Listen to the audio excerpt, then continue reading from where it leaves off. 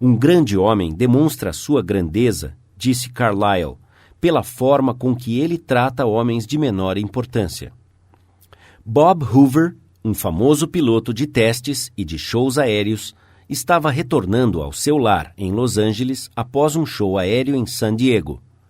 Conforme ele descreveu na revista Flight Operations, a cerca de 100 metros de altura, os dois motores, de repente, pararam de funcionar.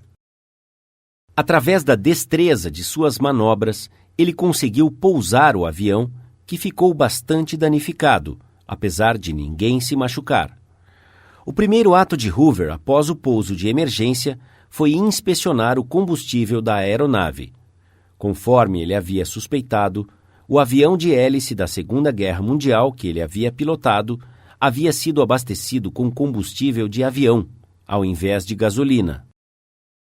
Após retornar ao aeroporto, ele pediu para ver o mecânico que havia realizado a manutenção em seu avião. O jovem ficou bastante abalado com o erro que havia cometido. Lágrimas escorriam pelo seu rosto enquanto Hoover se aproximava. Ele havia causado a perda de um avião extremamente caro e poderia ter causado a perda de mais 3 vidas. Você pode imaginar a fúria de Hoover. Podemos até prever a bronca que o mecânico receberia desse piloto orgulhoso e meticuloso por aquele descuido. Mas Hoover não repreendeu o mecânico. Ele nem o criticou. Pelo contrário, ele pôs o seu braço enorme no ombro do jovem e disse: "Para demonstrar que tenho certeza que você jamais fará isso, amanhã quero que você faça a manutenção do meu F-51.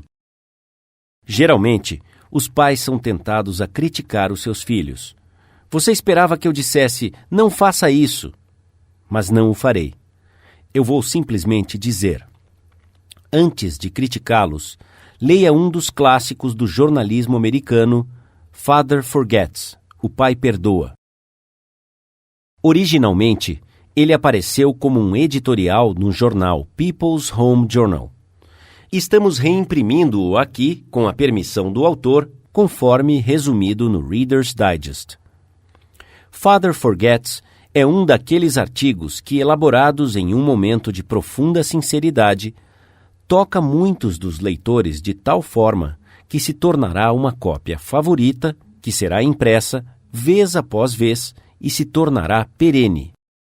Desde o seu surgimento, Father Forgets foi reproduzido, escreve o autor, W. Livingston Larned, em centenas de revistas, jornais de empresas e em jornais em todo o país.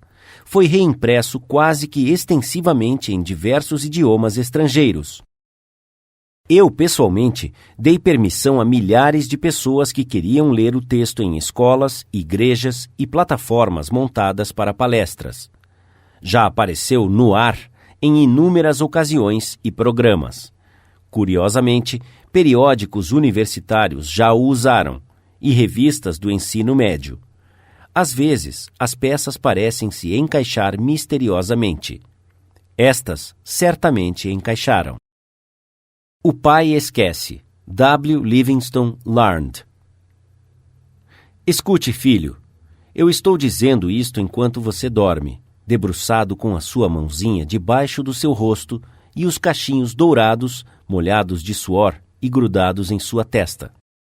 Eu entrei no seu quarto sozinho. Há apenas alguns minutos, enquanto estava sentado na biblioteca lendo o meu jornal, fui invadido por uma onda de remorso sufocante. Sentindo-me culpado, vim para ficar ao lado de sua cama. Eu estive pensando sobre algumas coisas, filho. Fiquei bravo com você. Eu te dei uma bronca enquanto você estava se vestindo para ir à escola, porque você não enxugou o rosto direito com a toalha. Briguei com você por não ter limpado os sapatos. Gritei com muita raiva quando você jogou algumas coisas no chão. No café da manhã, também fiquei irritado. Você derramou algumas coisas. Você engoliu a sua comida. Você colocou os cotovelos sobre a mesa. Você colocou muita manteiga em seu pão.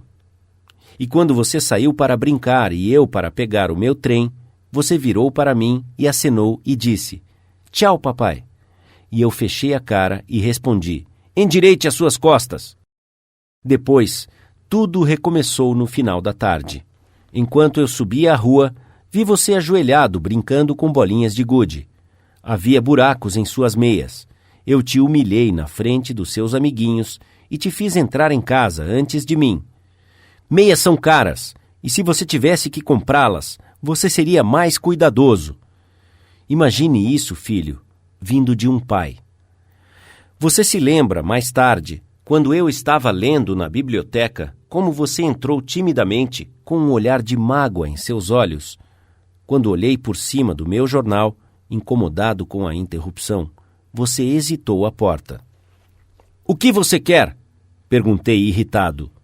Você não disse nada, mas correu e atirou-se ao redor de meu pescoço e beijou-me, e os seus pequenos braços apertavam com o afeto que Deus havia colocado em seu coração e que nem a negligência poderia apagar. E então você sumiu, subindo os degraus da escada. Bem, filho, foi logo depois que o jornal escapou das minhas mãos e um medo terrível tomou conta de mim. O que o hábito estava fazendo comigo? O hábito de encontrar falhas, de repreender. Esta foi a minha recompensa a você por ser menino. Não é que eu não te amava, é que eu esperava muito da juventude. Eu estava te medindo com a mesma medida com que fui medido na minha vida. E havia tanta beleza, bondade e verdade em seu caráter. O seu pequeno coração era tão grande quanto o sol amanhecendo por sobre as colinas extensas. Você demonstrou isso pelo seu impulso espontâneo de entrar correndo e me dar um beijo de boa noite. Nada mais importa hoje à noite, filho. Eu vim ao lado de sua cama no escuro e me ajoelhei ali, envergonhado. É uma tentativa um tanto inútil de arrependimento. Eu sei que você não compreenderia essas coisas se eu te contasse enquanto você estivesse acordado. Mas amanhã eu serei um pai de verdade. Serei o seu amigo. Sofrerei quando estiver sofrendo. Darei risada quando você rir. Morderei a minha língua quando vierem as palavras de impaciência. Continuarei a repetir as palavras como um ritual. Ele é apenas um menino, um menininho. Infelizmente, eu te vi como homem.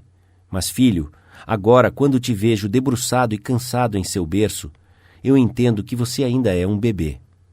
Ontem você estava nos braços de sua mãe, a cabeça em seu ombro. Eu fui muito, mas muito exigente. Ao invés de condenar as pessoas, vamos tentar compreendê-las. Vamos tentar descobrir por que elas agem da forma que agem. Isso é mais lucrativo e intrigante do que a crítica. E gera empatia, tolerância e bondade. Conhecer tudo significa perdoar tudo. De acordo com o Dr. Johnson, o próprio Deus não propôs julgar o homem até o final dos tempos. Por que você e eu o julgamos? Princípio 1. Não critique, condene ou reclame.